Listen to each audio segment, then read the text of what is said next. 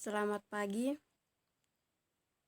nama saya Maria Genoveva Kehi, NPM 13190032, Program Studi Peternakan semester 4 kelas A. Baik, di sini saya akan meresum kembali materi pertemuan kedua rancangan percobaan dengan pokok pembahasan pendahuluan.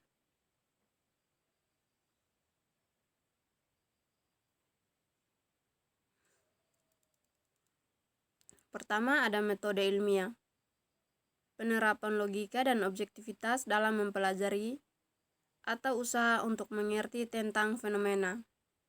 Beberapa contoh kesimpulan yang diambil berdasarkan logika dan objektivitas ada dua. Yang pertama, rumput gajah yang diberikan pupuk kandang hasilnya meningkat. Yang kedua, harga bahan pakan mahal, pendapatan peternakan meningkat atau menurun.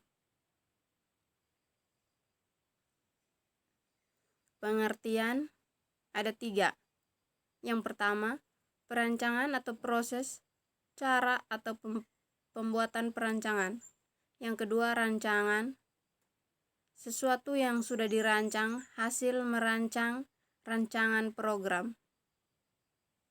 Yang ketiga, merancang, mengatur segala sesuatu atau sebelum bertindak, mengerjakan atau melakukan sesuatu, merencanakan. Percobaan ada 5 percobaan. Yang pertama, pemberian perlakuan pada suatu bahan, misalnya tanaman, tanah, ternak, media lainnya. Yang kedua, tujuan untuk mengetahui perilaku atau perubahan yang terjadi pada bahan. Yang ketiga, percobaan perlu dirancang agar hasil yang diperoleh sesuai dengan tujuan.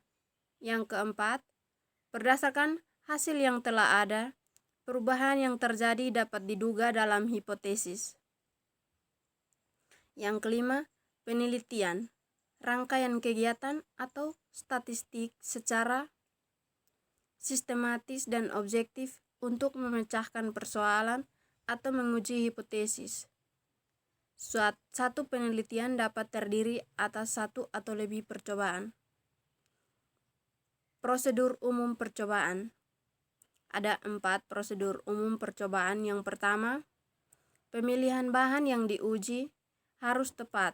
Yang kedua, penentuan sifat yang akan diukur kuantitatif, kualitatif. Yang ketiga, pemilihan prosedur atau metode untuk mengukur sifat harus cocok dengan bahan, sifat tujuan. Yang terakhir, penentuan metode untuk memastikan bahwa pengukuran mendukung hipotesis. Hipotesis ada 4 bagian. Yang pertama, jawaban sementara terhadap hasil percobaan yang akan dilakukan.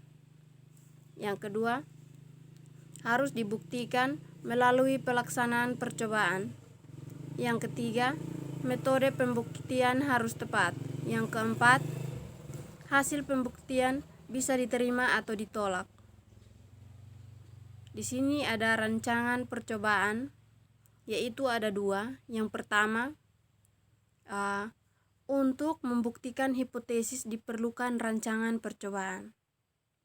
Yang kedua, cara menentukan pengukuran sifat bahan yang diuji dan cara membuktikan kebenaran hipotesis serta pemilihan metode yang tepat untuk pembuktian hipotesis rancangan percobaan. Untuk pembuktian hipotesis atau rancangan percobaan, maka harus memerlukan 3 cara komponen percobaan. Yang pertama, pendugaan galat. Pendugaan galat ada 5 bagian.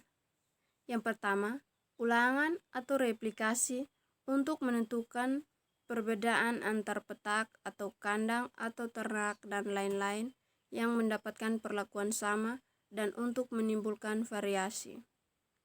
Yang kedua, pengacakan atau randomisasi untuk menghilangkan bias. Yang ketiga, pembahasan di antara petak percobaan yang diperlakukan. Yang keempat, sebagai dasar keputusan untuk menilai tingkat nyata perbedaan yang diamati. Yang terakhir, setiap percobaan harus dirancang untuk mendapatkan ukuran galat percobaan. Komponen rancangan percobaan yang kedua adalah pengawasan galat. Pengawasan galat ada 3 bagian. Yang pertama, pengelompokan atau blok untuk mengendalikan galat.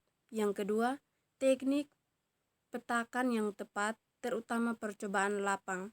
Yang ketiga, analisis data atau analisis seragam. Komponen rancangan percobaan yang ketiga adalah penafsiran hasil yang tepat atau interpretasi hasil analisis. Mungkin resum saya sampai di sini. Terima kasih.